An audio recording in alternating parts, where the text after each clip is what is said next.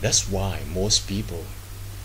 people who don't set an outstanding goal, that's why people who don't commit themselves to the outstanding goal tend to be sad, tend to be quiet, and tend to do things which is difficult to be understood or accepted by other people.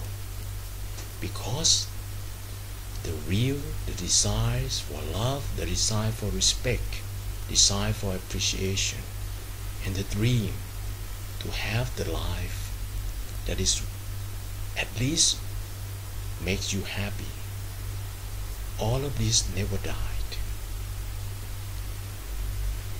But people tend to choose the easy way,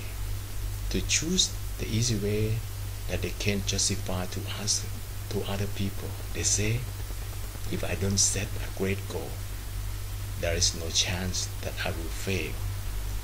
If I don't set an outstanding goal, there is no chance that I will live the life trying to do something all the time. And they say I will have time to do anything I want. But as I told you before, the voice of your dream, the voice of your desires, and the voice of your ambition never died. And when they have a chance to speak to you, they will speak it loud and clear.